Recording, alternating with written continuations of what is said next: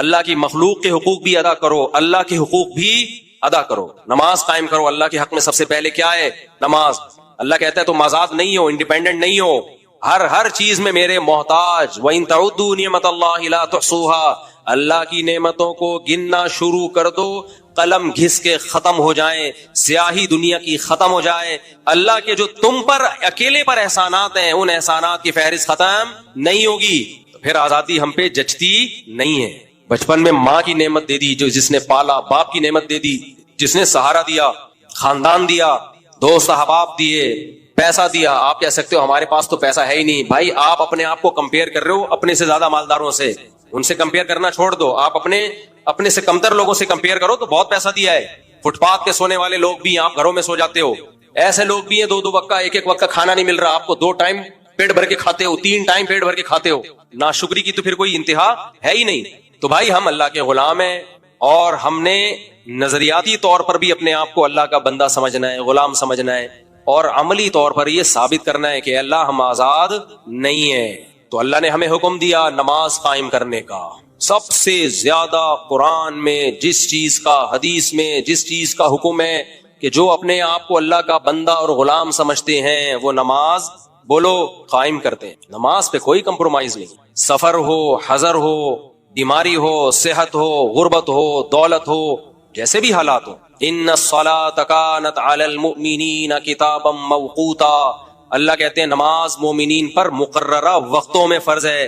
میدان جہاد میں نہیں چھوڑنے کی اجازت دی تو نرم گدوں میں چھوڑنے کی کہاں سے اجازت دے دے گا اللہ؟ ایکچولی نیند بہت آ رہی ہے، ایکچولی میں یوں ہے، ایکچولی ابھی تو آج کل تو سیزن چل رہا ہے، کسٹمر بہت ہیں ایکچولی وغیرہ، اور شاپنگ ہو رہی ہے۔ بھائی میدان جنگ سے بڑھ کر کوئی ٹینشن والا کام ہو سکتا ہے؟ ہاں نماز کا طریقہ آسان کر دیا اللہ نے، کہا میدان جنگ میں پیدل پڑھو، پیدل نہیں سواری پہ پڑھو، اشاروں سے پڑھو۔ اے اللہ اتنی ٹینشن بعد میں پڑھ لیں گے، بھائی ابھی جنگ کر لیتے ہیں، رات کو ساری نمازیں اکٹھی پڑھ لیں گے، گھوڑے پہ کیوں پڑھیں؟ اللہ کہتے ہیں نا رات کو ساری نمازیں اکٹھی نہیں۔ ان الصلاۃ کانت علی المؤمنین کتابا موقوتا، ہر نماز کا ایک ٹائم ہے جو حدیث جبریل سے ہمیں پتہ چلتا ہے۔ اسی آیت سے پتہ چلتا ہے کہ امام ابو حنیفہ کا موقف بہت مضبوط ہے کہ ہر نماز اپنے ٹائم پہ ادا کی جائے گی۔ یہ جو 2 نمازیں اکٹھا کرنا ہے، ظہر کے وقت میں ہی اثر پڑھ لی یا اثر تک ظہر کو ڈیلے کر لیا، کسی واضح حدیث میں یہ ثابت نہیں ہے۔ اس بارے میں یا تو حدیث ضعیف ہے، اگر صحیح حدیث ہے تو صریح نہیں ہے، اس میں واضح مضمون نہیں ہے۔ ظہر کو اثر کے قریب لے کے جانا، اثر کو پہلے وقت میں پڑھنا، اس کو بھی حدیث میں جمع بین الصلاتین سے تعبیر کیا گیا، خود صحیح حدیث سے ثابت ہے۔ کیا آپ نے ایک صحابیہ کو کہا ظہر کو آخر وقت میں پڑھو اور اثر کو اول وقت میں؟ بذالک تجمعین بین الصلاتین، اس طرح 2 نمازیں اکٹھی پڑھ لو گی۔ باقی میں اس پہ ریفرنسز کے ساتھ انشاءاللہ ریکارڈنگ کرواؤں گا۔ اس کو خود نبی نے کہا یہ 2 نمازیں اکٹھی، تو اکٹھی کا مطلب ہوگی ہر نماز اپنے ٹائم پہ۔ باقی لوگ حدیث صحیح مسلم کی حدیث پیش کرتے ہیں کہ نبی صلی اللہ علیہ وسلم نے 2 نمازیں اکٹھی پڑھی، عشاء کے وقت میں آپ نے جمع کیا مغرب اور عشاء کو۔ تو اس حدیث کا یہ مطلب نہیں ہے کہ مغرب کو عشاء کے وقت میں پڑھا، اس کا مطلب دوسری حدیثوں کو ملا کے پتہ چلتا ہے مغرب کو آخری وقت میں پڑھا، اس کے فوراً بعد عشاء۔ تو جمع کا عمل جو کمپلیٹ ہوا ہے وہ عشاء کے ٹائم پہ ہوا ہے، وہ مغرب کے ٹائم پہ نہیں ہوا۔ سمجھ میں آ رہی ہے بات کہ نہیں آ رہی ہے؟ اور اتنی آزادی دے دی، شاپنگ کے لیے جا رہے ہو ظہر کے ساتھ اثر پڑھ لو، اکیڈمی میں آج بیان لمبا ہو گیا تو ظہر کے ساتھ اثر پڑھ لو۔ میدان جنگ میں اللہ کہہ رہے بھائی ڈیلے نہیں کر سکتے۔ بخاری کی حدیث ہے کہ لیس فی النوم التفرید، سوتے میں نماز قضا ہو گئی گناہ نہیں ہے، کیونکہ وہ آپ کے اختیار میں نہیں ہے۔ آپ نے فرمایا کوتاہی یہ ہے کہ نماز کو اپنے وقت سے مؤخر کیا جائے۔ تو سفر کے بارے میں یہ حدیث ہے کہ اگر سوتے میں نبی صلی اللہ علیہ وسلم کی ایک جگہ پڑاؤ ڈالا تو کسی کی بھی آنکھ نہیں کھلی، فجر کی نماز سب کی قضا ہو گئی۔ حضرت بلال کو کے ذمہ لگایا تھا اذان دے کے اٹھانا، تو حضرت بلال کہتے ہیں میری آنکھ لگ گئی۔ تو آپ نے فرمایا کہ سوتے میں اگر نماز قضا ہو جائے، سوتے کا مطلب یہ نہیں کہ خراٹے لے کے جان کر سو رہے ہیں آپ، بعض دفعہ ایسے ہوتا ہے کہ نہ الارم کا پتہ چلا یا الارم بجا ہی نہیں، وہ تو غیر اختیاری چیز ہے نا۔ سفر کے بارے میں تو آپ نے فرمایا کوتاہی یہ کہ نماز کو اپنے وقت سے مؤخر کیا جائے۔ اس میں میں نے پورا رسالہ لکھ لیا ہے، صرف اس کو ڈیلیور کرنا باقی ہے۔ ہاں حج کے موقع پر، حج تو خلاف قیاس ہے، حج میں تو سارے کام ایسے کروائے جاتے ہیں جو عام روٹین سے ہٹ کے ہیں، وہ تو ہے ہی خلاف قیاس۔ اسی وجہ سے عبداللہ بن مسعود رضی اللہ تعالیٰ عنہ کی صحیح حدیث ہے کہ نبی نے کبھی بھی 2 نمازیں اکٹھی نہیں پڑھی، اکٹھی کا مطلب قضا کر کے دوسرے وقت میں داخل کر کے، سوائے حج کے موقع پہ۔ تو آپ صرف ایک آنکھ سے اگر دلائل دیکھتے ہو تو پھر آپ کو نظر نہیں آئے گا۔ یہ لوگ کیا کرتے ہیں، ایک چشمے سے دیکھتے ہیں جو اپنے مطلب کے دلائل، جو فریق مخالف کے دلائل ہیں اس کو یہ ایسے گنے بن کے پی جاتے ہیں۔ نماز سے بڑھ کر اسلام میں کچھ نہیں ہے بھائی، اور نماز میں اہمیت کس چیز کی ہے؟ پڑھنے کی نہیں ہے، وقت پہ پڑھنے کی ہے۔ یہ جو قرآن میں آتا ہے نا کہ والذین هم علی صلواتہم یحافظون، ایمان والے نمازوں کی حفاظت کرتے ہیں. عبداللہ بن مسعود اس کی تفسیر بیان کرتے ہیں، حفاظت کا مطلب اپنے وقت پہ پڑھتے ہیں. خالی پڑھنے کو تھوڑی حفاظت کرنا کہتے ہیں، وقت کے اندر. اور حدیث جبریل سے پتہ چلتا ہے ہر نماز کا ایک ٹائم ہے، ظہر کا الگ ہے، عصر کا الگ ہے، مغرب کا الگ ہے، عشاء کا الگ ہے، فجر کا الگ ہے. اور ویسے بھی ایک کامن سینس کی بات ہے، سفر میں 4 رکعتوں کی 2 کی اللہ نے، یہ اسی لیے تو تاکہ قضا نہ ہو. تو رخصت جب دی جاتی ہے کسی دوسری چیز کی حفاظت کے لیے دی جاتی ہے. جب بھی آپ کسی کو کوئی سہولت دیتے ہیں نا تو اس سہولت دینے کا مقصد ہوتا ہے اس کام کی حفاظت کی جائے. اس کی مثال ایسے ہے جیسے شریعت نے کہا آپ کھڑے ہو کے نہیں پڑھ سکتے نماز تو بیٹھ کے پڑھو. یہ کیوں کہا؟ تاکہ ضائع نہ ہو، ڈیلے نہ کرو. تو اس لیے اللہ نے کہا سفر میں مشکل ہے 4 کی 2 پڑھ لو تاکہ ڈیلے نہ ہو. باقی یہ حرف آخر نہیں ہے، اس پہ میرا پورا رسالہ ہے، لکھ چکا ہوں میں، صرف اس کو نیٹ پہ ڈالنا ہے اس کو. کیونکہ تحریر کا اسلوب کچھ اور ہوتا ہے اور بولنے کا اسلوب کچھ اور ہوتا ہے. ایسا مذاق اڑاتے ہیں لوگ، ابے یہ حنفی کیا، یہ تو سنت کے دشمن ہیں، یہ تو سنت کے. ایک صاحب کا میں نے آڈیو دیکھی، کہتا ہے میں حنفی تھا، اب تو میں ظہر کے ساتھ عصر پڑھتا ہوں اور مغرب کے ساتھ عشاء کے وقت میں عشاء پڑھتا ہوں، اور یہ حنفی لوگوں کو کیا پتا سنت کا. تو کبھی خوشبو لگا کے آ، تجھے بتائیں گے ہمیں کتنا سنت کا پتا ہے. جاہل لوگ. اگر کوئی اختلافی مسئلہ ہے تو اعتدال سے بھی بیان کیا جا سکتا ہے. یہ لوگ جب تک طنز نہیں کرتے نا ان کو سکون نہیں ملتا. اور متکبر کو اللہ دنیا میں ذلیل کرتا ہے. امام شافعی رحمہ اللہ اس کے قائل ہے 2 نمازیں اکٹھی پڑھی جائیں، مگر طنز نہیں کرتے. وہ شافعی بھی اس کے قائل ہے مگر طنز نہیں کرتے. مگر یہ لوگ کیا کرتے ہیں، ایک حدیث ان کے سامنے آ گئی تو سمجھتے ہیں کہ اب ہم مجتہد اعظم بن گئے، مفتی اعظم بن گئے، سب پہ طنز کرتے ہیں. میرا جب 3 وطر والا کلپ گیا ہے نا مارکیٹ میں، وہ جو وطر پہ نہیں میں نے ریکارڈ کروایا تھا، وہ جو ایک آیا تھا اوہو آج تک ہم وطر غلط پڑھتے رہے، اس کا جب جواب میں نے ریکارڈ کروا کے ڈالا ہے، کتنے لوگوں کے فون آئے، مفتی صاحب ایسا ہمارے محلے میں کچھ فتنہ پرستوں نے ہمیں طنز کر کے رکھا ہوا تھا، تم حدیث کے مخالف، تمہیں کیا پتا قرآن و سنت کا، ایسا ذلیل کر کے رکھا ہوا تھا. کہہ رہے اللہ کا شکر ہے اب نظر نہیں ملاتے، ایسے گھننے بن کے سائڈ سے گزر جاتے ہیں.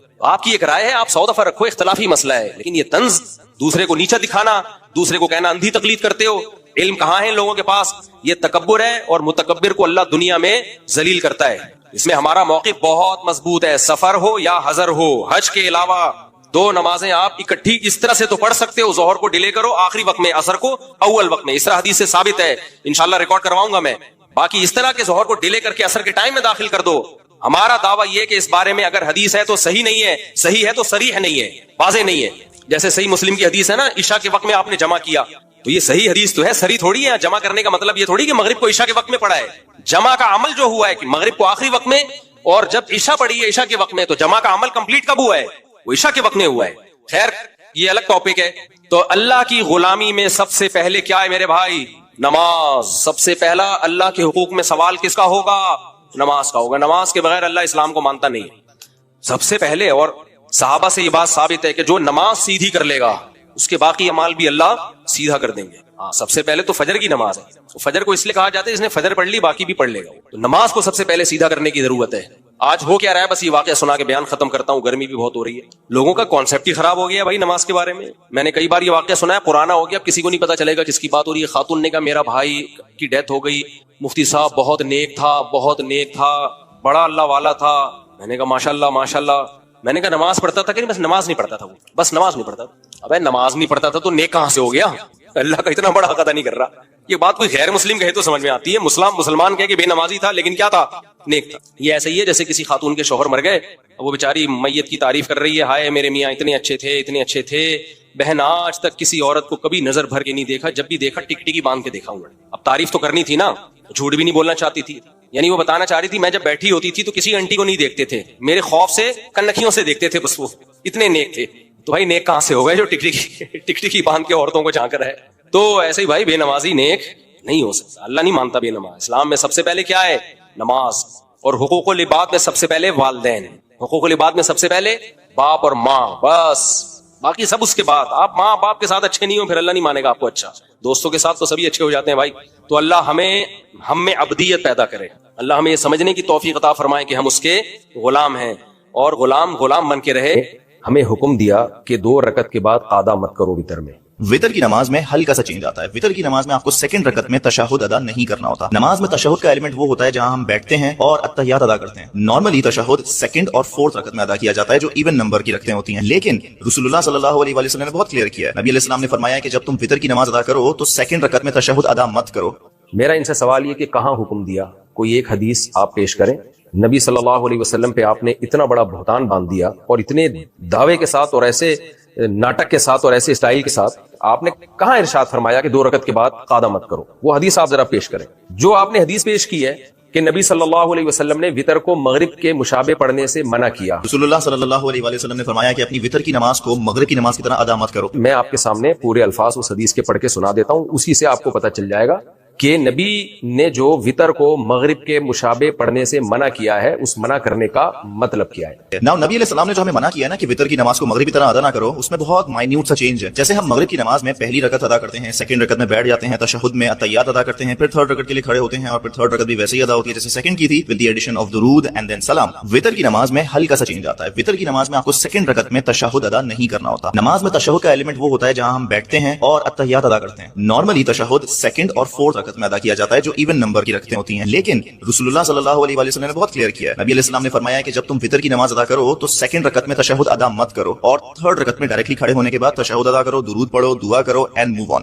پوری حدیث دارقطنی کی یوں ہے. حدثنا عبد الله بن سليمان بن الاشعث قال حدثنا احمد بن صالح قال حدثنا عبد الله بن وهب قال انبأنا سليمان بن بلال قال وحدثنا ابو بکر النیسابوری قال حدثنا موهب بن يزيد بن خالد قال حدثنا عبد الله بن وهب قال حدثني سليمان بن بلال عن صالح بن كيسان عن عبد الله بن الفضل عن ابي سلمة بن عبد الرحمن وعبد الرحمن الاعرج عن ابي هريرة رضي الله عنه عن رسول الله صلى الله عليه وسلم قال لا توتروا بثلاث اوتروا بخمس او بسبع ولا تشبهوا بصلاة المغرب. پوری حدیث یوں ہے. حضرت ابو ہریرہ رضی اللہ تعالیٰ عنہ فرماتے ہیں رسول اللہ صلی اللہ علیہ وسلم نے ارشاد فرمایا لا توتروا بثلاث, 3 رکعت وتر مت پڑھو, اوتروا بخمس او بسبع, 5 رکعت وتر پڑھو یا 7 رکعت وتر پڑھو, ولا تشبهوا بصلاة المغرب, مغرب کی نماز کے مشابہ مت بناؤ اس کو وتر کو. کیا مطلب حدیث کا؟ پہلے تو میں یہ بتا دوں کہ 7 رکعت وتر یا 5 رکعت وتر کا مطلب کیا ہے, یہ بھی میں اپنی طرف سے نہیں بتاتا. امام بخاری کے شاگرد امام ترمذی بہت بڑے محدث, وہ فرماتے ہیں کہ حدیث میں جب یہ آتا ہے کہ 5 رکعت وتر پڑھو یا 7 رکعت وتر پڑھو یا 9 رکعت وتر پڑھو, یا حدیث میں جب یہ آتا ہے کہ نبی 9 رکعت وتر پڑھتے تھے, 13 رکعت وتر پڑھتے تھے, تو اس کا مطلب 3 رکعت وتر سمیت پوری جو تہجد کی نماز ہے وہ مراد ہوتی تھی.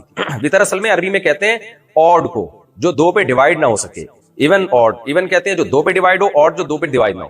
تو حدیثوں میں جو آتا ہے 17 رکعت وتر پڑھتے تھے یا 5 رکعت وتر پڑھتے تھے یا 7 وتر پڑھتے تھے, یا نبی نے جو ہمیں حکم دیا کہ 5 رکعت وتر پڑھو 7 وتر پڑھو, اس کا مطلب کیا ہے کہ تہجد کی ٹوٹل رکعتیں 7 ہونی چاہیے یا 9 ہونی چاہیے یا 13 ہونی چاہیے. تو اس حدیث میں یہ پہلے میں امام ترمذی کا حوالہ دے دوں.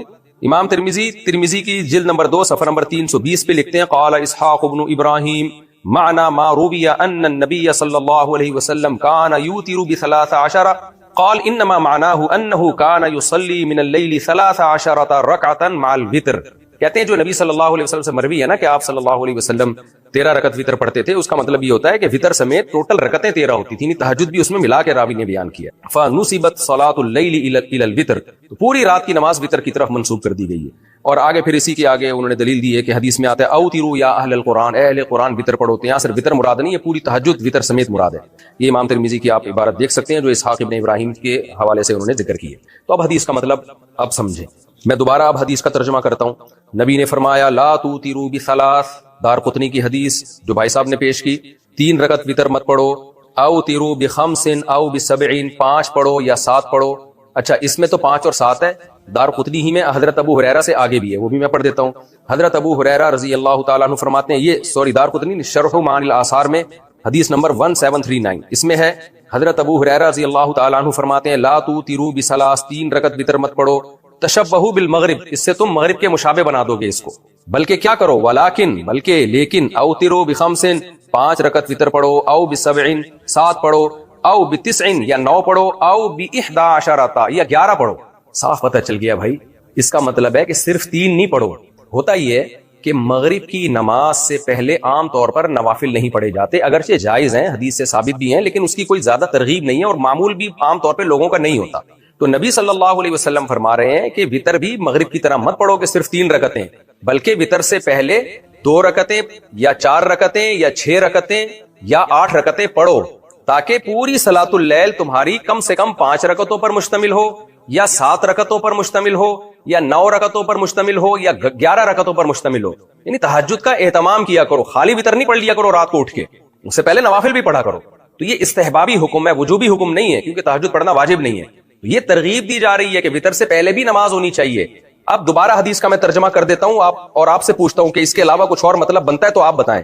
دیکھو حدیث کے الفاظ، حضرت ابو ہریرہ فرماتے ہیں لا توتروا بثلاث، 3 رکعت وتر مت پڑھو، اوتروا بخمس او بسبع، 7 پڑھو یا 5 پڑھو یا 7 پڑھو، ولا تشبہوا بصلاۃ المغرب، سے مغرب کے مشابہ مت کرو. اور یہ جو دارقطنی کی روایت ہے، علامہ امام دارقطنی کہتے ہیں کلہم ثقات، یہ راوی اس کے سب ثقات ہیں. سنن دارقطنی حدیث نمبر 1650 سے صاف پتہ چل گیا بھائی اس میں کہیں بھی نہیں ہے کہ 2 رکعت کے بعد قعدہ نہیں کرو، بلکہ وتر سے پہلے ہمیں تہجد کا اہتمام بھی کرنا چاہیے. اس حدیث کا ایک اور مفہوم بیان کیا گیا ہے، وہ مفہوم یہ بیان کیا گیا ہے کہ نبی صلی اللہ علیہ وسلم نے جو یہ فرمایا کہ وتر کو مغرب کے مشابہ نہ کرو، اس کا مطلب کیا ہے کہ مغرب کی تیسری رکعت میں قراءت نہیں ہوتی، یعنی وجوبی طور پر اختیاری ہے کہ آپ کر لیں نہ کریں، لازمی نہیں ہے. جبکہ وتر میں آپ کو تیسری رکعت میں قراءت لازمی کرنی ہے، وہ خالی نہیں ہو سکتی. اور یہ بھی مفہوم حدیث سے ثابت ہے، یعنی موقوف حدیث سے، صحابہ کے اقوال سے ثابت ہے. میں آپ کے سامنے یہ حدیث پیش کرتا ہوں. علامہ بدر الدین عینی رحمہ اللہ تعالی نخب الافکار فی تنقیح مبانی الاخبار فی شرح معانی الاثار جلد نمبر 5 صفحہ نمبر 106 پر سند کے ساتھ یہ حدیث پیش کرتے ہیں. حدثنا ابو بکر قال حدثنا ابو داود قال حدثنا ابو خلدہ قال سألت ابا العالیة عن الوتر فقال علمنا اصحاب محمد صلی اللہ علیہ وسلم او قال علمونا ان الوتر مثل صلاة المغرب غیر انك تقرأ في الثالثة هذا وتر اللیل وهذا وتر النهار. ابو العالیہ جو تابعی ہیں، یہ ابو العالیہ کون ہے تھوڑا سا انٹروڈکشن میں کرا دوں آپ کو. اور یہ ابو العالیہ جو تھے زمانے جاہلیت میں پیدا ہوئے، نبی صلی اللہ علیہ وسلم کے زمانے میں آپ نے اسلام قبول نہیں کیا. آپ صلی اللہ علیہ وسلم کی وفات کے 2 سال کے بعد آپ نے اسلام قبول، اور پھر حضرت ابوبکر کی صحبت نصیب ہوئی، حضرت عمر کے پیچھے آپ نے نمازیں پڑھی، اور بہت سارے اصحاب نے آپ سے، بہت سارے حدیث کے جو راوی ہیں انہوں نے آپ سے حدیثیں لی. اتنے بڑے تابعی ہیں. یہ کہتے ہیں کہ ہمیں نبی صلی اللہ علیہ وسلم کے صحابہ نے یہ بات سکھائی، علمنا اصحاب محمد صلی اللہ علیہ وسلم کے ساتھیوں نے، صحابہ نے ہمیں یہ بات بتائی، ان الوتر مثل صلاۃ المغرب، کہ وتر بالکل مغرب کی نماز جیسی ہے، کوئی فرق نہیں ہے. غیر انک تقرأ فی الثالثہ، صرف ایک فرق ہے کہ وتر میں آپ کو تیسری رکعت میں قرات کرنی ہے. ھذا وتر اللیل وھذا وتر النہار، وہ دن کے وتر ہیں اور یہ جو ہم رات کو پڑھتے ہیں یہ رات کے وتر ہیں، سیم ہے. فرق کیا آ رہا ہے کہ تیسری میں قرات کرنی ہے وتر میں، مغرب میں تیسری میں قرات نہیں ہوتی. تو یہ مطلب ہے حدیث کا. اگر دوسرا مطلب ہم لیتے ہیں، اس کی بھی تائید صحابہ کے آثار سے ہوتی ہے کہ نبی صلی اللہ علیہ وسلم نے یہ جو فرمایا کہ وتر کو مغرب کے مشابہ نہ کرو، تو اس کا مطلب کیا ہے کہ بالکل 100% مغرب کے جیسا نہیں بنانا آپ نے، تھوڑا سا فرق رکھنا ہے. وہ تھوڑا سا فرق کیا ہے کہ یا تو یہ فرق ہے کہ اس سے پہلے آپ نے نوافل بھی پڑھنے ہیں تہجد کے، یا یہ مطلب ہے کہ وتر کی تیسری رکعت میں آپ نے قراءت کرنی ہے، جبکہ مغرب میں عام طور پہ لوگ قراءت نہیں کرتے. اور سرسری غور سے ایک اور مطلب بھی سمجھ میں آتا ہے کہ مغرب کی نماز میں دعائے قنوت نہیں ہوتی، جبکہ وتر میں دعائے قنوت ہوتی ہے. وتر میں دعائے قنوت حدیث سے ثابت ہے. تو اتنے سارے مطلب نکل سکتے ہیں، اور حدیث سے وہ مطلب ثابت ہیں، وہ ڈفرینس یعنی مغرب اور وتر میں اتنے سارے ڈفرینس حدیث سے ثابت ہیں. تو آپ ایک ہی ڈفرینس کو کیوں فوکس کر رہے ہو کہ جی قعدہ نہیں کرنا آپ نے؟ یہ آپ کی اپنی تفسیر ہے. یہ تو بھائی صاحب نے جو دلائل دی ہیں یہ میں نے آپ کے سامنے پیش کر دی ہے، جس میں انہوں نے کتنی زبردست ایکٹنگ کی ہے کہ جیسے برے صغیر میں اب تک ہم گھاس کھاتے رہے ہیں. بھائی اگر کوئی مسئلہ اختلافی ہو تو آپ ایک تو عامی آدمی اس کو بیان ہی نہ کرے، عالم بیان کرے اور اعتدال سے بیان کر دے. ہمارے سامنے یہ دلیل ہے جس کی بیس پہ ہم یہ کہتے ہیں، اور دیگر فقہا کے سامنے وہ دلیل ہے جس کی بیس پہ وہ یہ لوگ وہ رائے رکھتے ہیں. تو اب میں چلتا ہوں اسماعیل بھائی کی طرف، ہمارے دوست ہیں. اچھا ان صاحب نے جو ہے نا قنوت کا مسئلہ بھی اٹھایا کہ ہم جو قنوت پڑھتے ہیں اللہم انا نستعینک کا، یہ قنوت بھی غلط پڑھتے رہے ہیں. قنوت تو اللہم اہدنا فیمن ہدیت ہے، اس پر میں آخر میں آتا ہوں. پہلے میں چلتا ہوں مسقط. ہمارے دوست ہیں اسماعیل بھائی، انہوں نے مجھے حدیث بھیجی. انہوں نے کہا مفتی صاحب میں تو حنفی تھا، ہمارے باپ دادا سب حنفی تھے، ہم 2 رکعت کے بعد تشہد پڑھ کے سلام پھیرے بغیر کھڑے ہو جایا کرتے تھے. تو اب ہم میرے سامنے حدیث آئی ہے، حضرت عائشہ رضی اللہ تعالی عنہا فرماتی ہیں کہ نبی صلی اللہ علیہ وسلم وتر کی 2 رکعت کے بعد قعود نہیں کیا کرتے تھے، اور امام مسلم نے علامہ نووی نے اس حدیث کو صحیح قرار دیا ہے، اور یہ حدیث سنن نسائی میں بھی ہے اور بہقی میں بھی ہے. تو اس میں تو صاف ہے، حضرت عائشہ رضی اللہ تعالیٰ عنہ فرماتی ہیں کہ نبی صلی اللہ علیہ وسلم وتر کی 2 رکعت کے بعد قعدہ نہیں کیا کرتے تھے. تو میں اس وقت اسماعیل بھائی سے مخاطب ہوں، اور ان کے توسط سے اور بھی بہت ساری دنیا کے مسلمانوں سے میں مخاطب ہوں کہ جو وتر کے بعد 2 رکعت کے بعد قعدے کو ناجائز سمجھتے ہیں، اور سمجھتے ہیں کہ اگر کسی نے 3 رکعت وتر پڑھنے ہیں تو 2 رکعت کے بعد وہ سیدھا کھڑا ہو جائے، بیٹھے نہیں. تو ان سے میں اب مخاطب ہوں. دیکھیں پہلی بات تو یہ ہے کہ میں ابھی جو دلائل دے رہا ہوں وہ اس بات کے دلائل نہیں کہ 1 رکعت الگ سے پڑھنے جائز ہیں یا نہیں.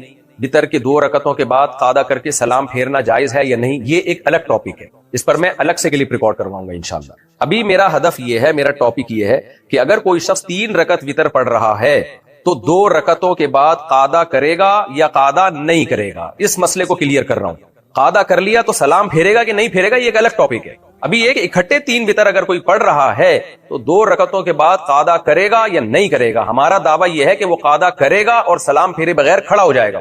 تو اب اسماعیل بھائی آپ سے میں مخاطب ہوں، آپ میرے مخاطب ہیں کہ یہ جو آپ نے حدیث پیش کی ہے یہ آپ دیکھ سکتے ہیں اسکرین پہ، حضرت عائشہ رضی اللہ تعالی عنہا سے روایت ہے کہ سعد ابن ہشام کو حضرت عائشہ کہہ رہی ہیں آپ صلی اللہ علیہ وسلم وطر کی 2 رکعتوں کے بعد بیٹھتے نہیں تھے۔ اسماعیل بھائی اس حدیث کی جو سند ہے نا وہ ہے عن قتادہ عن زرارہ ابن اوفا عن سعد ابن ہشام عن عائشہ، یہ سند یاد رکھیں، بہت کام آئے گی آپ کی۔ حضرت قتادہ روایت کرتے ہیں حضرت زرارہ سے، زرارہ روایت کرتے ہیں سعد ابن ہشام سے، اور سعد ابن ہشام روایت کرتے ہیں حضرت عائشہ سے۔ یہ ہے حدیث کی سند۔ یہ سند اٹھائیں اور آپ صحیح مسلم میں سرچ کریں، پھر دیکھیں پوری حدیث کیا ہے۔ تو میں اب آپ کو اسی سند کے ساتھ یہی حدیث میں لے جاتا ہوں صحیح مسلم میں، اور دیکھتے ہیں امام مسلم نے اس کو کن الفاظ میں نقل کیا ہے، پوری حدیث کیا ہے۔ اب میں آپ کے سامنے صحیح مسلم کی پوری حدیث پڑھ کے سناتا ہوں۔ صحیح مسلم کی حدیث نمبر 746، اس میں حضرت قتادہ حضرت زرارہ سے اور وہ سعد ابن ہشام سے روایت کرتے ہیں حضرت عائشہ سے، لمبی حدیث ہے۔ آگے چلتے ہیں ہم، حدیث کے الفاظ ہیں وَيُصَلِّي 9 رکعات۔ اچھا اس میں پہلے الفاظ یہ ہیں کہ حضرت سعد ابن ہشام سیدہ عائشہ سے پوچھتے ہیں انبئینی عن وطر رسول اللہ صلی اللہ علیہ وسلم، اے ام المومنین آپ مجھے نبی کے وطر کے بارے میں بتائیں۔ یہ اسپیسیفک سوال ہی وطر کے بارے میں ہو رہا ہے۔ سیدہ عائشہ نے فرمایا نبی صلی اللہ علیہ وسلم یصلی 9 رکعات، آپ 9 رکعتیں پڑھتے تھے، لا یجلس فیہا الا فی الثامنہ، آپ اس میں نہیں بیٹھتے مگر 8ویں رکعت میں، فیذکر اللہ ویحمدہ ویدعوہ ثم ینہض ولا یسلم، آپ اس میں پھر اللہ کی حمد و ثنا کرتے یعنی اتحیات پڑھتے، جیسے کہ دوسری حدیث میں پتہ چلتا ہے۔ اس کے بعد ینہض آپ کھڑے ہو جاتے، سلام نہیں پھیرتے تھے، ثم یقوم کھڑے ہوتے، فیصلی التاسعۃ 9 رکعت پڑھتے، ثم یقعد پھر قعدہ کرتے، اللہ کی حمد و ثنا کرتے، ثم یسلم تسلیما یسمعنا پھر اتنی زور سے سلام کرتے کہ ہمیں آواز آتی ہے، یعنی سلام پھیرتے کہ ہمیں آواز آتی ہے سلام کی۔ اس میں کیا ہے کہ نبی صلی اللہ علیہ وسلم 9 رکعتیں پڑھتے اور ان 9 میں 8ویں رکعت کے بعد بیٹھتے۔ یہ 8ویں رکعت حقیقت میں وطر کی دوسری رکعت تھی، اس میں بیٹھتے اور پھر تیسری رکعت کے لیے کھڑے ہوتے، پھر سلام پھیرتے۔ اس سے صاف پتہ چل رہا ہے کہ سیدہ عائشہ حضرت سعد ابن ہشام کو جو نبی کا وطر بتا رہی ہیں، نبی صلی اللہ علیہ وسلم کا، اس میں بتا رہی ہیں کہ آپ 8ویں رکعت کے بعد بیٹھتے، سلام پھیرے بغیر کھڑے ہو جاتے اور تیسری رکعت کے بعد آپ سلام پھیرتے۔ پھر آگے حدیث کے الفاظ کیا ہیں کہ ثم یصلی رکعتین بعد ما یسلم وهو قاعد، پھر آپ 2 رکعتیں پڑھتے بیٹھ کے، فتلک 11 رکعتیں یا بنیا، اس طرح یہ ٹوٹل 11 رکعتیں ہو جاتی تھی اے میرے بچے۔ حضرت سعد بن ہشام کو محبت سے کہہ رہی ہیں اے میرے بچے، تو فرمایا کہ اے میرے بچے یہ ٹوٹل 11 رکعتیں ہوتی تھی، یعنی 3 رکعت وطر کے بعد 2 رکعت بیٹھ کے پڑھتے، اور اس سے پہلے آپ صلی اللہ علیہ وسلم 6 رکعتیں پڑھتے، تو 6 اور 3 9 اور اس کے بعد 2 رکعت، یہ ٹوٹل 11 رکعتیں ہو گئی۔ تو اس سے صاف پتہ چلتا ہے وطر کی 2 رکعتوں کے بعد بیٹھتے۔ ہاں یہاں ایک سوال پیدا ہوتا ہے، اس حدیث میں تو الفاظ ہیں لا یجلس فیہا الا فی الثامنہ، کہ نبی صلی اللہ علیہ وسلم 8ویں رکعت کے بعد ہی بیٹھتے۔ اس سے ایک اشکال ہوتا ہے کہ اس سے پتہ چلتا ہے کہ پھر وہ 8 رکعتیں کنٹینیو پڑھتے، آپ بیچ میں جلسہ ہی نہیں ہوتا تھا، 2 رکعت کے بعد بیٹھتے ہی نہیں تھے، ایسا نہیں ہے۔ دوسری حدیثوں میں وضاحت ہے صحیح، وہ کون سی حدیثیں ہیں وہ میں آپ کے سامنے پڑھ کے سنا دیتا ہوں، جس سے صاف پتہ چلتا ہے کہ نبی صلی اللہ علیہ وسلم ہر 2 رکعت کے بعد بیٹھا کرتے تھے۔ وہ حدیثیں میں بعد میں بتاؤں گا، وہ تو بہت مشہور ہیں۔ تو یہاں حضرت عائشہ کا مقصد یہ نہیں ہے کہ کسی دو رکعتوں کے بعد آپ بیٹھتے ہی نہیں تھے، بلکہ مطلب یہ وہ والا بیٹھنا جو سلام کے لیے بیٹھنا ہوتا ہے۔ دیکھیں قعدے کی 2 قسمیں ہوتی ہیں، نماز میں جو جلوس ہوتا ہے اس کی 2 قسمیں ہوتی ہیں۔ ایک جلوس وہ ہوتا ہے جو نماز کے خاتمے کے لیے ضروری ہے، 2 رکعتوں کے بعد آپ کو سلام اگر پھیرنا ہے تو بیٹھنا پڑے گا، اور ایک قعدہ وہ ہوتا ہے جو سلام پھیرنے کے لیے نہیں ہے، بلکہ 4 رکعت اور 3 رکعت والی نمازوں میں 2 رکعت کے بعد والی جو رکعتیں ان میں فاصلے کے لیے ہوتا ہے۔ تو سیدہ عائشہ کا مطلب یہ نہیں ہے کہ 2 رکعتوں کے بعد آپ کبھی بیٹھتے ہی نہیں تھے، بلکہ مطلب یہ ہے کہ وہ والا بیٹھنا جو دوسری رکعت اور تیسری رکعت میں فصل کے لیے ہوتا ہے وہ والا بیٹھنا نہیں تھا، وہ والا بیٹھنا صرف وطر کی دوسری رکعت کے بعد ہوتا تھا۔ اس سے پہلے جو بیٹھنا تھا وہ یہ والا بیٹھنا نہیں تھا، اس کی نفی ہے۔ مطلق بیٹھنے کی نفی نہیں ہے کہ بیٹھتے ہی نہیں تھے، کنٹینیو آپ 8 رکعتیں پڑھتے تھے، اس کی نفی نہیں ہے، کیونکہ حضرت عائشہ دوسری حدیثوں میں اس کو کلیئر کر چکی ہیں۔ وہ حدیثیں بھی میں آپ کے سامنے پڑھ کے سنا دیتا ہوں۔ یہ صحیح ہے بخاری، صحیح مسلم کی متفق علیہ صحیح حدیث ہے۔ حضرت عائشہ رضی اللہ تعالیٰ عنہ فرماتی ہیں کہ ما کان یزید فی رمضان ولا فی غیرہ علی 11 رکعۃ یصلی 4 رکعات فلا تسأل عن حسنہن وطولہن ثم یصلی 4، 4 رکعتیں پڑھتے پھر نبی 4 رکعتیں پڑھتے، تو 4 کا کیا مطلب ہے؟ سب 4 ہی نہیں بتاتے ہیں کہ یا تو یہ 4 ایک سلام سے ہوتی تھی اور 2 قعدے ہوتے تھے، یا یہ ہوتا تھا کہ 2 رکعت کے بعد سلام پھرتے پھر 2 رکعت کے بعد سلام پھر کے آرام کرتے، یعنی 4 رکعت کے بعد بہرحال قعدہ ہوتا تھا۔ دوسری حدیث صحیح ہے بخاری کی حدیث نمبر 946، جس میں عبداللہ بن عمر فرماتے ہیں کہ نبی صلی اللہ علیہ وسلم سے پوچھا کہ رات کی نماز کے بارے میں، فقال رسول اللہ صلی اللہ علیہ وسلم صلاۃ اللیل مثنی مثنی، رات کی نمازیں 2 رکعتیں کر کے ہیں۔ اس سے صاف پتہ چلتا ہے کہ ہر 2 رکعت کے بعد قعدہ ہوتا تھا۔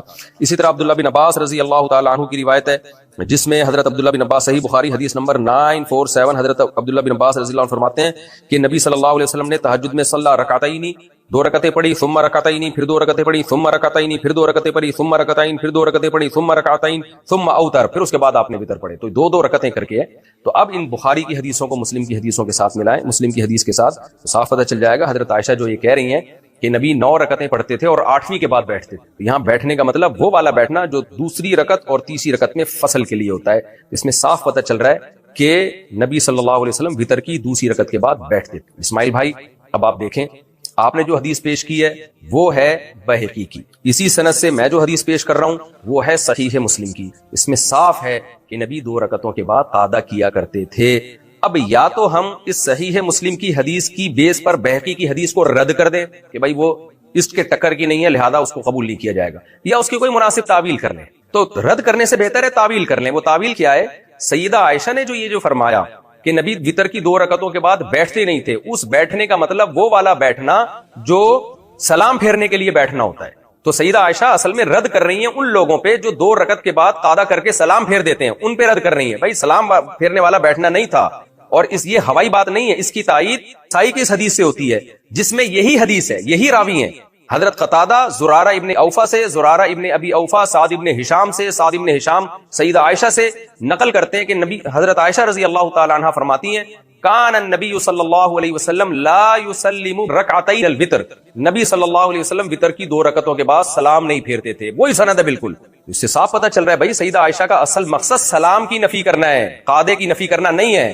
تو اس کی نفی کے لیے مبالغتاً یہ فرمایا کہ وہ والا قعدہ ہوتا ہی نہیں تھا کہ جس میں سلام ہوتا ہے، بلکہ قعدے کے بعد سلام پھیرے بغیر آپ اٹھ جایا کرتے تھے۔ تینوں حدیثیں سیدہ عائشہ بیان کر رہی ہیں، حضرت عائشہ سے سعد ابن ہشام بیان کر رہے ہیں، سعد ابن ہشام سے زرارہ ابن اوفا بیان کر رہے ہیں، زرارہ ابن اوفا سے حضرت قتادہ بیان کر رہے ہیں۔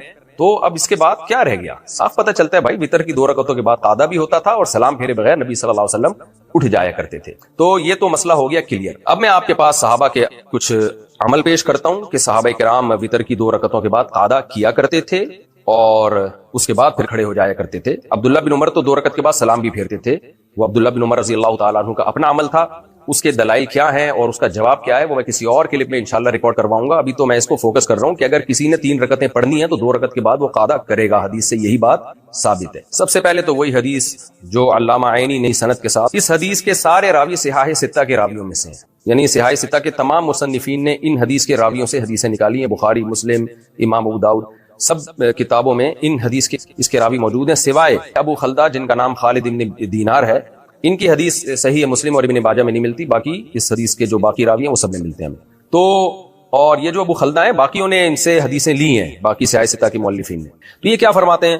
کہتے ہیں کہ علمنا اصحاب محمد صلی اللہ علیہ وسلم، ہمیں نبی کے ساتھیوں نے صحابہ نے بتایا ان الوتر مثل صلاۃ المغرب، کہ وتر مغرب کی نماز کی طرح ہے۔ تو مغرب کے میں 2 رکعت کے بعد قعدہ ہوتا ہے بھائی، تو یہاں بھی بتا رہے ہیں کہ ہمیں صحابہ نے یہی سکھایا کہ وتر بالکل مغرب کی طرح ہے۔ فرق کیا ہے؟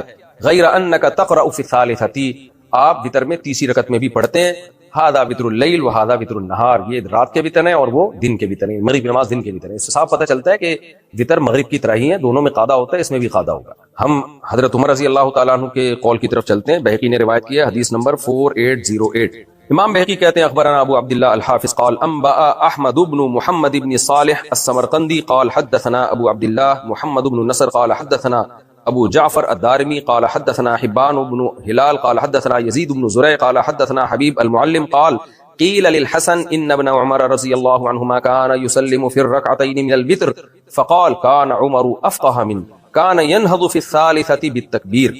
امام بہقی اپنی سند سے جو بالکل صحیح سند ہے کہتے ہیں کہ حضرت حسن سے کسی نے پوچھا کہ عبداللہ ابن عمر رضی اللہ تعالی عنہ وتر کی 2 رکعتوں کے بعد سلام پھیر دیا کرتے تھے، تو حضرت حسن نے فرمایا کان عمر افقہ من، حضرت عمر میں فقاہت عبداللہ بن عمر سے زیادہ تھی، اپنے بیٹے سے زیادہ تھی، عمر کیا کرتے تھے؟ ینہض فی الثالثۃ بالتکبیر، وہ تو تیسری رکعت میں تکبیر کہہ کے کھڑے ہو جایا کرتے. اس سے صاف پتہ چل رہا ہے حضرت حسن کا مقصد کیا ہے. کہنے والا کہہ رہا ہے کہ وہ 2 رکعت کے بعد سلام پھیرتے تھے، تو حضرت حسن سلام کی نفی کر رہے ہیں کہ حضرت عمر سلام نہیں پھیرتے تھے، وہ تو 2 رکعت کے بعد کھڑے ہو جایا کرتے تھے، یعنی سلام پھیرے بغیر کھڑے ہو جایا کرتے تھے. اس سے قادے کی نفی نہیں ہے بلکہ قادے کا اثبات ہو رہا ہے، اس لیے کہ اگر حضرت عمر قادہ ہی نہ کر رہے ہوتے تو حضرت حسن کہتے تم سلام کی بات کر رہے ہو، حضرت عمر تو قادہ بھی نہیں کرتے تھے، وہ تو 2 رکعتوں کے بعد بیٹھتے ہی نہیں تھے، بلکہ بتا رہے ہیں کہ وہ سلام نہیں پھیرتے تھے بلکہ کھڑے ہو جایا کرتے تھے تیسری رکعت کے لیے. اور اگر آپ اسی پہ مصر ہیں کہ نہیں جی حضرت حسن کا مقصد یہ ہے کہ قادہ ہی نہیں کرتے تھے، ڈائریکٹ کھڑے ہو جاتے تھے، اول تو حدیث کے صاف سے آپ کو سباق سے پتہ چل رہا ہے کہ حضرت حسن کا یہ مقصد نہیں ہے. میں دوبارہ ترجمہ کر دیتا ہوں. دیکھیں ان سے کہا جا رہا ہے عبداللہ بن عمر 2 رکعتوں کے بعد سلام پھیرتے تھے، یعنی سلام پھیرتے تھے، تو کیا یہ گویا سلام پھیرنا درست ہے؟ یہ سوال کیا جا رہا ہے. تو حضرت حسن کیا فرما رہے ہیں؟ نہیں بھائی، حضرت عمر تو 2 رکعتوں کے بعد کھڑے ہو جایا کرتے تھے، یعنی سلام پھیرے بغیر کھڑے ہو جایا کرتے تھے، یعنی وہ سلام نہیں پھیرتے تھے. اس سے صاف پتہ چل رہا ہے کہ قادہ ہوتا تھا. اور پھر بھی اگر آپ کہتے ہیں کہ نہیں جی یہ جو ینہضو کا لفظ ہے اس کا مطلب یہی ہے کہ ڈائریکٹ کھڑے ہو جایا کرتے تھے، تو اس کے جواب میں صحیح مسلم کی وہی حدیث آپ کی خدمت میں دوبارہ پیش کروں گا جو ابھی میں نے حضرت عائشہ کی پیش کی ہے. اس میں سیدہ عائشہ رضی اللہ تعالی عنہا کیا فرما رہی ہیں؟ نبی صلی اللہ علیہ وسلم وتر کی دوسری رکعت کے بعد بیٹھتے تھے. حدیث کے الفاظ ہیں 8ویں رکعت کے بعد، وہ تہجد کی 8ویں ہوتی تھی، وتر کی دوسری، اور اس میں بھی بالکل یہی الفاظ ہیں کہ نبی صلی اللہ علیہ وسلم بیٹھتے تھے، اتحیات پڑھتے، ثم ینہض ولا یسلم، پھر آپ کھڑے ہو جایا کرتے تھے، سلام نہیں پھیرتے تھے. تو اس میں سیدہ عائشہ کہہ رہی ہیں لا یجلس فیہا الا فی الثامنہ، 8ویں کے بعد آپ بیٹھتے تھے اور ثم ینہض نہوض کرتے تھے اور سلام نہیں پھیرتے تھے. تو وہاں بھی نہوض کا مطلب بیٹھنے کے بعد نہوض ہے. تو حضرت عمر کی والی اس سے جو منقول حدیث ہے اس میں بھی نہوض کا مطلب بغیر قعود کے نہوض نہیں ہے، مراد کیا ہے؟ سلام پھیرے بغیر ڈائریکٹ کھڑے ہو جانا. تو حضرت عمر سے بھی یہ ثابت ہو گیا کہ آپ 2 رکعتوں کے بعد سلام نہیں پھیرتے بلکہ تیسری رکعت کے لیے کھڑے ہو جایا کرتے تھے. تو اور ویسے بھی اگر حضرت عمر 2 رکعت کے بعد قعدہ نہ کرتے ہوتے تو ابو العالیہ جو اتنے جلیل القدر تابعی ہیں، جو حضرت عمر کے پیچھے آپ نے نمازیں پڑھی ہیں، وہ یہ کیوں کہہ رہے ہیں کہ ہمیں صحابہ نے یہ بتایا کہ وتر مغرب کی طرح ہے، بلکہ وہ کہتے ہیں کہ ہمیں عمر بن خطاب نے یہ بتایا کہ وتر مغرب کی طرح نہیں ہے، وتر میں قعدہ نہیں ہوتا اور مغرب میں قعدہ ہوتا ہے. تو ان کا کہنے کا مقصد یہ تھا کہ ظاہری شباہت میں، ظاہری شکل و صورت میں وتر میں اور مغرب کی نماز میں کوئی فرق نہیں ہے. اس سے بھی تائید ہوتی ہے کہ حضرت عمر نے دوسری رکعت کے بعد قعدہ کیا ہے اور اس کے بعد کھڑے ہوئے. اسی طرح عبداللہ بن مسعود رضی اللہ تعالیٰ عنہ سے بھی صحیح سند کے ساتھ یہ بات منقول ہے. حضرت عبداللہ بن مسعود فرماتے ہیں کہ وتر اللیل 3 کا وتر النہار، رات کے وتر 3 ہیں جیسے کہ دن کے وتر ہیں، یعنی وہ بھی اسی طرح ہی پڑھے جائیں گے جیسے دن میں وتر پڑھے جاتے ہیں، 2 رکعت پھر اس کے بعد قعدہ پھر تیسری رکعت. تو اس سے اور عبداللہ بن مسعود رضی اللہ تعالیٰ عنہ کا یہ آپ اس میں دیکھ سکتے ہیں اسکرین پہ ان کی حدیث کا ریفرنس. باقی عبداللہ بن مسعود کی حدیث کو ضعیف جو کہا گیا ہے تو وہ مرفوع حدیث کو کہا گیا ہے، موقوف کو نہیں کہا گیا. تو جو موقوفاً عبداللہ بن مسعود سے روایت ہے وہ صحیح ہے. تو عبداللہ بن مسعود کا عمل بڑے فقیہ تھے جن کو حضرت عمر نے کوفہ بھیجا اس لیے کہ تاکہ وہاں علم پھیلائیں. تو ان کی فقاہت تو جتنا کہا جائے کم ہے. حضرت عمر رضی اللہ تعالیٰ عنہ کے پاس جب حضرت عبداللہ بن مسعود آیا کرتے تھے تو حضرت عمر فرماتے تھے کنیف ملئ علما، یہ چھوٹے سے قد کا آدمی لیکن علم سے بھرا ہوا ہے. اتنے بڑے فقیہ صحابی اور حضرت عمر، اور پھر ابو العالیہ کا بیان کہ صحابہ کرام نے ہمیں اس طرح سے وتر سکھائے ہیں. ان سب کی نمازوں کو یہ بھائی صاحب نے کیا کہہ دیا؟ غلط پڑھتے آئے تھے. ساری زندگی وتر کی نماز غلط ادا کرتے آ رہے تھے ہم. Imagine that. تو اس لیے لوگ کنفیوز نہ ہو، وتر کا طریقہ یہی راجح ہے. 2 رکعت کے بعد آپ نے قعدہ کرنا ہے، تیسری رکعت کے لیے آپ نے پھر کھڑے ہونا ہے. باقی اگر اس میں مجتہدین کا کچھ اختلاف ہے یا تابعین میں سے کسی نے کوئی اختلاف کیا ہے تو وہ سب ہمارے لیے قابل احترام ہے. اجتہادی مسائل میں اختلاف رحمت ہے، زحمت نہیں ہے، اور اس رحمت کے فائدے ہوتے ہیں. لیکن دلیل کی دنیا میں جو راجح بات ہے وہ یہی راجح بات ہے جو میں نے آپ کے سامنے پیش کی احادیث کی روشنی میں. حضرت عمر کا قول، صحابہ کا عمل، اور اس کے بارے میں حضرت عبداللہ بن مسعود جیسے صحابی کا عمل اور خود نبی کا اپنا عمل صحیح مسلم کی حدیث میں. اس سے یہ بات میرا خیال ہے 2 اور 2 4 کی طرح ثابت ہو گئی کہ وتر 3 رکعت میں 2 رکعت کے بعد قعدہ ہوگا، سلام پھیرے بغیر آپ کھڑے ہو جائیں گے. اب ہم اگلے مسئلے کی طرف چلتے ہیں جو انہوں نے قنوت کا مسئلہ چھیڑا ہے کہ دعائے قنوت یہ والی نہیں، وہ والی نہیں، یہ والی. 3rd رکعت میں ایک اور ایڈیشن یہ بھی ہوتا ہے کہ قنوت نازلہ پڑھنی ہوتی ہے. نا سب کانٹیننٹ میں یہ کلچر ہے کہ قنوت نازلہ کی جگہ دعائے قنوت پڑھی جاتی ہے. پہلی بات تو میں آپ کو یہ عرض کروں کہ اس بارے میں بر صغیر کے علماء کا موقف جن پر یہ رد کرنا چاہ رہے ہیں، یا فقہ حنفی جن کو یہ اصل میں نام لیے بغیر ہدف بنانا چاہ رہے ہیں، فقہ حنفی کا موقف یہ نہیں ہے کہ اللہم اہدنا فیمن ہدیت یہ والی دعائے قنوت نہیں پڑھنی چاہیے، اللہم انا نستعینک ہی پڑھنی چاہیے. فقہ حنفی کا جو اصل موقف ہے وہ وہی ہے جو قرآن و سنت سے اور حدیث اور صحابہ سے ثابت ہے. وہ کیا ہے کہ بہتر ہے کہ آپ دونوں دعائیں پڑھیں، اللہم انا نستعینک والی بھی پڑھیں، اللہم اہدنا فیمن ہدیت والی بھی پڑھیں. اور فقہ حنفی کی جتنی بھی فتوے کی کتابیں ان میں یہی لکھا ہوا ہے. عوام کی سہولت کے لیے علماء ایک دعا سکھا دیتے ہیں، تو اس لیے عوام ایک دعا رائج ہو گئی، اس میں کوئی فرق نہیں ہے، اس سے کوئی فرق نہیں پڑتا، یہ کوئی حدیث کی مخالفت نہیں ہے، بلکہ احناف کا تو اس میں اصل موقف یہ ہے جو سعودیہ کے علماء کا موقف ہے، جو امام احمد بن حنبل کا موقف ہے کہ کوئی بھی دعا پڑھ سکتے ہیں آپ، دعا کا موقع ہے تو کوئی اسپیسیفک کوئی مخصوص الفاظ ضروری نہیں ہے۔ تو میں پہلے سعودی عرب کے مشہور عالم کا موقف آپ کے سامنے پیش کر دیتا ہوں۔ سعودی عرب کے ماضی قریب میں گزرے ہوئے ایک بہت بڑے مفتی شیخ صالح العثیمین رحمہ اللہ تعالی فرماتے ہیں فلا باس ان يزيد الانسان على هذا الدعاء في قنوت الوتر وان كان وحده فليدعو بما شاء ولكن الافضل ان يختار الانسان جوامع الدعاء۔ ریفرنس آپ کے سامنے اسکرین پہ، کہتے ہیں کہ بھئی